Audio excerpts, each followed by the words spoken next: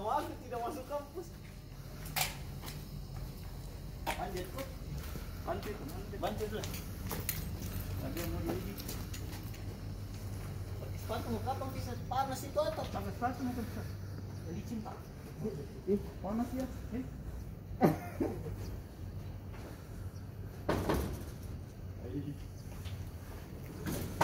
Oh bisa dilompat turun. Angkat ke atas itu.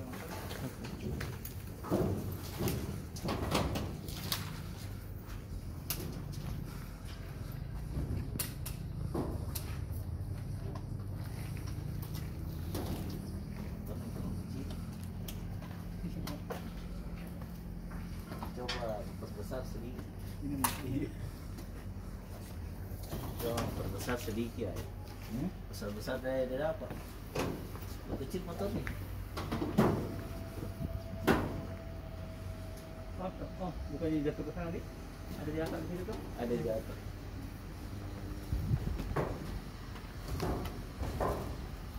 Coba dijelaskan. Tidak sempat.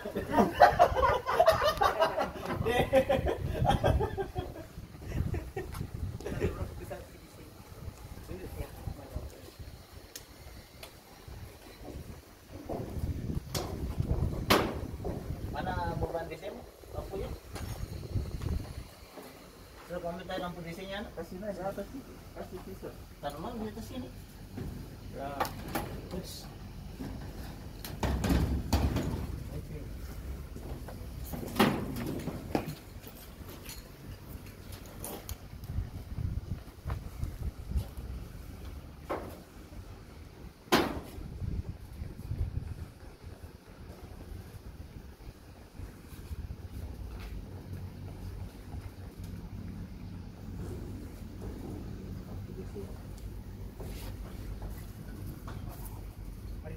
Oh. Naik situ deh. Siapa kayo? Pegang kipas. Besi itu, enggak tahu bunyi. Ini konek situ apa? Kasih mati dulu tuh officer. Nanti diken lagi.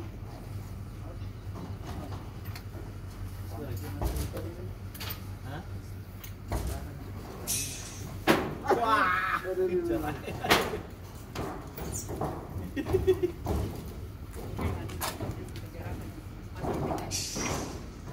Itu nama sini bisa langsung menjelaskan. Novan pada sini.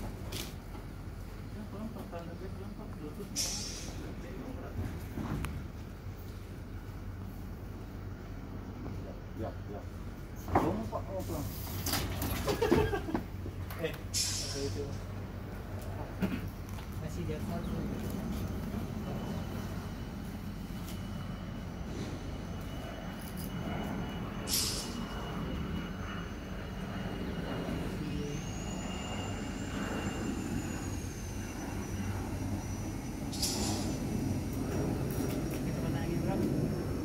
Berapa di nomor berapa? Nomor 1, oh kan nomor 3. Tadi yang nomor 1 itu Pak, saya belum dapat. Kan yang di mana itu terletak di itu. Oh, mungkin itu. Ya, keluar gitu ya. Nyala dulu kan nomor 3 itu. Nomor 3. Jadi kalau dari data kemudian satu itu akan partisipasi itu. Nah, ini cara menjelaskannya. Bukan satu kemudian, mengarahkannya saja. Pertama, sebutkan dulu semuanya apa yang kita apa.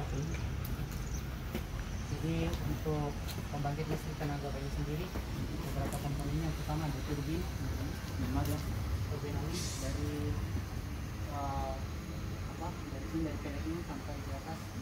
Di satu turbin ada suhunya, digunakan ada 6 suhu. Kemudian ada rangka menara sebagai penopang turbin. Kemudian juga ada generator DC yang digunakan sebagai penghasil energi listrik yang dihubungkan langsung dengan turbin. Kemudian ada alat ukur yang digunakan untuk mengatur tegangan keluaran juga arus. Nah, jadi untuk turbin pembangkit listrik ini sendiri, nah seperti yang sudah ditampilkan, menggunakan suhu yang untuk turbin angin yaitu 23 inci. Kemudian yang untuk generator 2 inci. Jadi perbandingannya 23 dibanding 2.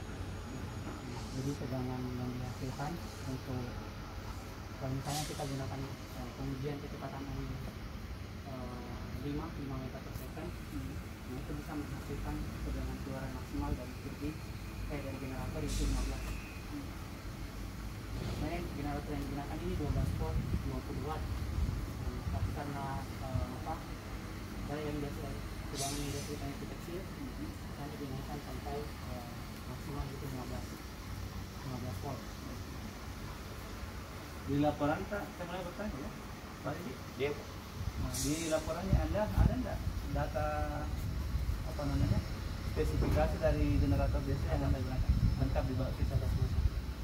Kemudian yang kedua, kita ke konsep data dulu ya, apa sebenarnya itu angin gitu? Kita tahu apa itu angin. Itu yang Nabi bikin di atas itu siapa? Arif. Apa saya angin?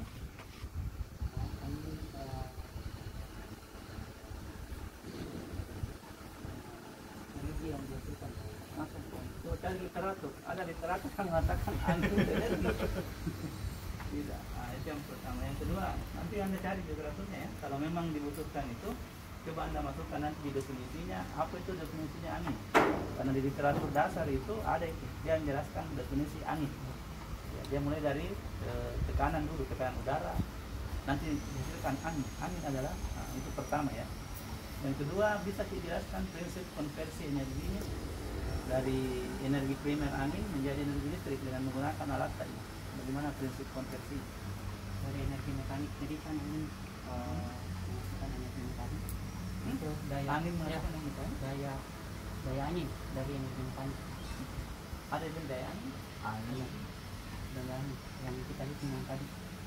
Ada daya angin yang dihasilkan dari kecepatan angin.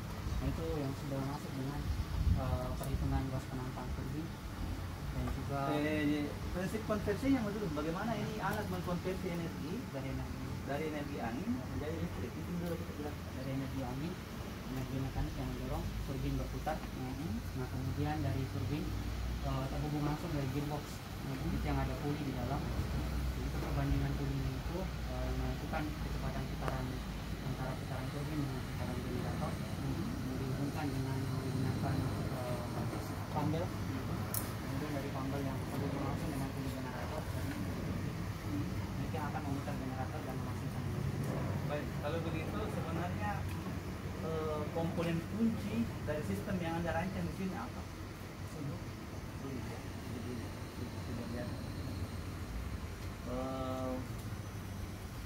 Yang kedua, tadi di sisi statement Anda membuat sebuah statement itu lucu bagi saya, menarik juga sebenarnya untuk diliti. Anda mengatakan bahwa semakin kencang angin maka akan semakin tinggi daya yang dihasilkan. Bagaimana kalau terjadi angin ribut? Terjadi angin yang kencang sekali, badai lah begitu, apakah juga menghasilkan daya yang sangat tinggi? Kalau diklasifikasinya kok tidak. Kalau begitu jangan bukan statement begitu, itu statement yang tidak betul. Anda harus memberikan batasan bahwa kecepatan angin yang diizinkan yang bisa dikonversi menjadi energi listrik adalah sampai di sini. Di atas itu maka tidak lagi dikategorikan sebagai angin yang potensial, tapi angin yang merusak. Begitu. Makanya perlu tabel data angin berapa yang potensi untuk dikonversi ke energi listrik. Ya, tadi ada lagi satu pertanyaan tetapi Bu Sarma sudah menanya yang pemilihan yang berikutnya ini menarik juga material ini. Kenapa dipilih material paralon bukan yang lain? Ketahanannya saya pertimbangkan. Ada data ilmiahnya itu yang mengatakan paralon tahan. Saya cuma cek kalau kan dibandingkan dengan yang plastik, yang plastik pertimbangannya itu lebih tipis. Jadi pemilihannya dia tidak patah atau misalnya kalau ditaruh di ini kan itu di luar Pak. Jadi kalau misalnya dia kena air terus kena matahari itu bisa lebih cepat rusak. Itu hasil riset atau hasil dugaan? Hasil bilang bisa bilang kan ini kita untuk di luar memang Pak. Alasannya seperti itu. Bisa Pak. Sebenarnya menurut yang literatur yang Anda baca, material yang paling ideal untuk dipakai menjadi tudu material apa? Yang bagaimana karakteristik? Plat kayak apa? Kayak senpat itu Pak, yang apa ya? Jadi baja ringan kalau nggak salah Pak. Pertanyaan itu menyangkut tadi dengan pertanyaannya Pak Tajuk berkaitan dengan gaya gesek. Ya, semakin berat materialnya di atas, Ya. maka butuh energi yang semakin besar untuk menggerakkan sistem Anda ya. Makanya dibutuhkan barangkali material yang paling ringan dan kuat. Saya kira itu untuk pertanyaan konseptualnya. Ada kalau ditambahkan nanti, kalau saya lupa tanya di definisinya angin, kemudian prinsip konservasi energi. Saya lihat di laporan tak tidak teruntut, belum runtut Anda jelaskan itu, dan itu jangan disimpan di teori dasar, tapi disimpan di pembahasan menurut konsep yang Anda rancang. Yang terakhir itu sebelum Anda coba-coba tes di situ. Yang terakhir dari saya, ini sebenarnya berapa tingginya? Yang ini Pak 2 meter lebih sedikit. Enggak. Yang saya mau tanya sebenarnya adalah pemahaman Anda tentang cara mengukur tinggi dari PSBB. Oh, ya. Diukur dari mana? Dari tanah. Kalau begitu ini tingginya bukan 2 ya, tapi diukur dari bawah sana, di mana kita berdiri dari sampai ke sini. Sebenarnya berapa tingginya? Saya tidak ukur secara pastinya Pak, tapi kalau saya 20-an meter. Nah itu nanti ditambahkan kalau Anda merancang mau tempatkan di lantai sini, atau ada data berapa tinggi dari permukaan tanah di bawah sampai ke sini. Nah itulah tingginya tetapkan. Jadi jangan diukur dari sini ke situ. Tidak masuk akal mau berputar kalau tinggi begini, pendek begini. Berapa tinggi standar sebenarnya tinggi yang pernah Anda baca? Tapi saya lihat saya 20 meter Pak. Betul. Pernah lihat di situ berapa tingginya itu standar itu untuk Indonesia. Satu dunia juga begitu. Nah, tambah juga ya. Setidaknya Anda mempunyai literatur bahwa untuk merancang PLTB yang sesungguhnya dibutuhkan tinggi sekian. Kemudian Anda mencari tinggi seperti ini, apa alasannya? Ya perbandingan itu yang Anda gunakan untuk menempatkan di sini. Kan tidak sembarang ditempatkan ini. Ya. Makanya tidak semua daerah punya PLTB. Ya, dia punya ketinggian tertentu barangkali, kemudian dia pasang seperti itu. Andaikan itu di semua tempat itu ada PLTB. Ya. Dipahami tidak? Tidak tugas mana? Tidak tugas. Nanti dijelaskan kepada punya. Oke, coba diuji. Paus namanya. Satu lagi. Yang lanjut nih, coba diuji. Saya mau lihat ada keluar tegangan. Kalau yang ini Pak, tegangan keluarannya Iya, dari tadi saya lihat maksudku bebannya. Dipit minggu 1. Dipit dulu yang dipit. Dipitnya itu.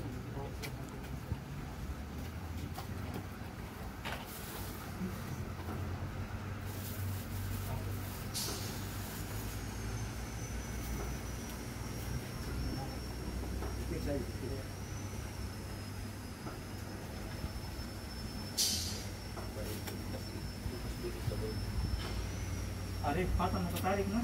Per jamnya berapa itu?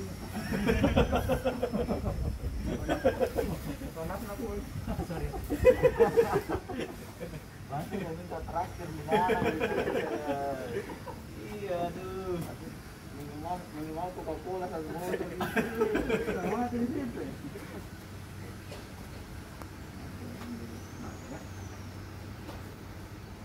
Itu kecepatan berapa?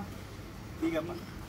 5 kalau diukur pakai 5 meter per meter. Kurang lebih coba dong. Coba kita turunkan Arif. 2.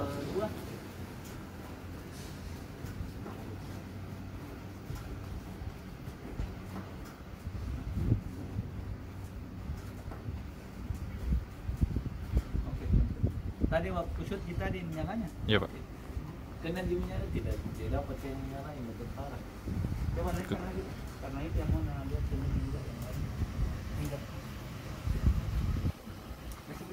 Center kita ya anu. Iya, lampunya mau dilihat lampunya karena dia itu pembuktiannya bahwa alatnya berhasil. Ini Pak. Iya, wartawan di mana-mana itu bisa masuk.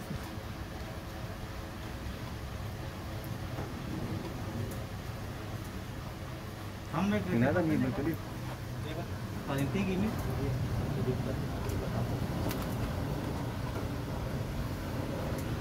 Bekerja Pak, bekerja. Ya, karena tidak apa-apa. Tidak. Pegang saja, enggak apa-apa sih, itu kecil. Ya lagi enggak. Coba lepas dulu. Ah, itu kecil.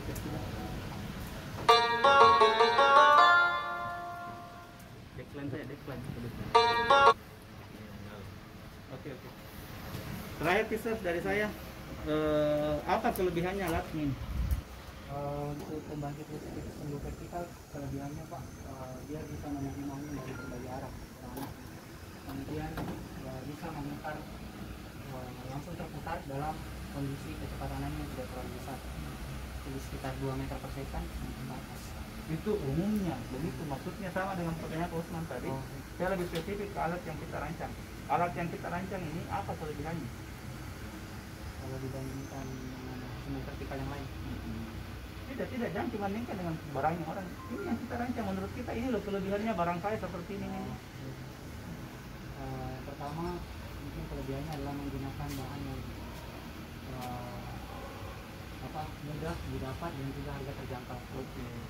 Karena kan pipa ini saya pakai pipa, kemudian yang pelek ini juga pelek bekas saya beli, terus besinya juga besi yang bekas yang saya cari di tempat las. Kemudian juga komponen ya, untuk merangkainya tidak terlalu sulit. Dan kemudian untuk yang pandelnya juga itu dibuat sendiri. Jadi bahan-bahan yang mudah didapatkan dan bisa digunakan.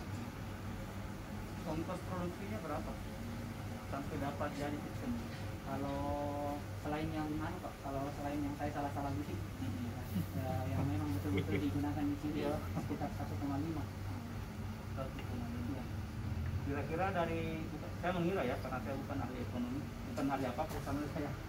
Dari 1,5 itu manfaat yang bisa didapatkan oleh orang yang menggunakan ini sebanding kira-kira.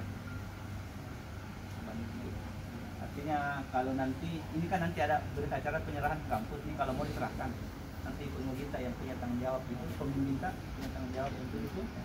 Kira-kira mahasiswa juniornya Anda bisa menggunakan tidak alat ini tanpa ada visa di sini. Apa yang dia lakukan supaya dia bisa menggunakannya? Bagaimana caranya?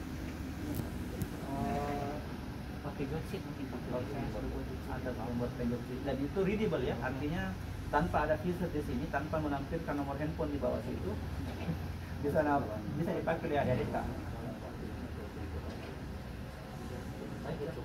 Saya kira itu. Dan yang terakhir ya, kekurangannya secara umum itu untuk vertical plate ini tidak bisa dihindari angin. Dia kelebihan juga kekurangan. Kalau angin ribut ini bahaya. Makanya di sistem perancangan modern itu tidak ada yang pakai begini. Semuanya menggunakan yang horizontal, vertikal, karena itu dipakai menghindari angin. Kalau dia terjadi angin ribut, dia tahu dari mana anginnya, dia hindarkan, tidak terputar. Ini kalau kena angin ribut ini muter terus. Makanya di industri itu tidak pakai, dia memilih yang saya kira itu cukup bagus selamat ya, dia tidak bisa membuat takut berdampak.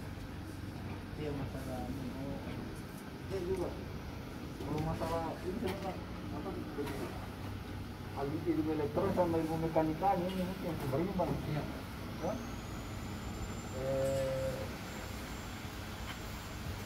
Kenapa kok tidak kurang sentralis ini untuk mengurangi gaya di sini? Sebelumnya kan saya karet taruh di sini. Ini teralisnya kan tidak perlu di sebanyak ini. Ya. Oh, yang ini teralis. Oh, iya Pak. Terus kenapa Jo harus dipakai yang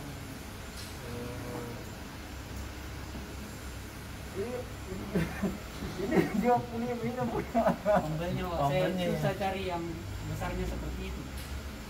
Ada yang saya dapat itu yang untuk mesin jahit, tapi dia licin. Ini sebenarnya kalau saya ini kalau mau lebih banyak berputar, harus kurangi semua yang tidak penting dari sisi mekaniknya. Nggak tahu lah, ya jelas pesawat itu teralis, kalau bisa kurangi sisa 3 teralis yang penting dia tetap Kan mengurangi beratnya. Kemudian kalau ada anemometer, kenapa kuda pasang saya anemometer di atas? Dia ada, bukan yang dipasang, dia yang digital yang genggam Pak. Jadi dia tidak bisa terima, maksudnya kalau angin dari sana, kalau kita pasang di sini dia tidak baca. Nanti kita harus pegang baru kita tentukan arahnya. Nah itu yang Harus akan menghadap ke arah angin. Ya, anemometer yang ada memang yang Jadi kalau misalnya ini barang ke masyarakat mau hibahkan ceritanya tuh, hibah itu tidak menuntut dia apa-apa, 0% terdapat. Ya. Kalau misalnya kau hibahkan di kampus, kalau orang mau praktikum, bagaimana caranya mau masyarakat ini kita anemometer? Hah?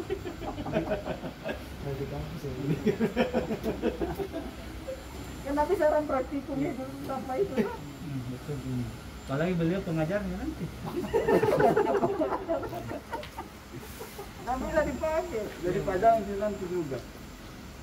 Itu kan dia saya lihat ada sensor, anemometer. sensor atau apa itu? Itu saya sensor Pak.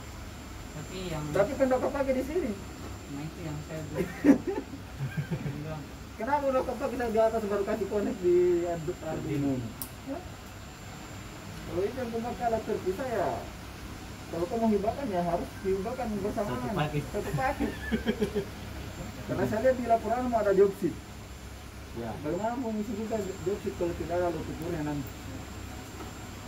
Ya dihibahkan saja lah ya. Direkam ini. Jadi pipanya berapa tebalnya? Pokoknya saya belum Jadi kalau secara fungsional ini berfungsi ya, artinya bisa dibuktikan bahwa betul-betul berhasil itu indikator kalau kita melihat alat. Iya. Selain itu ya saya lebih banyak mungkin pelaporan ya. Pelaporan itu fungsi laporan dan fungsi masih ada sebenarnya beberapa pertanyaan yang lain di laporan.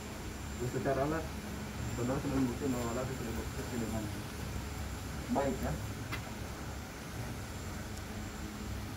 Cukup saya.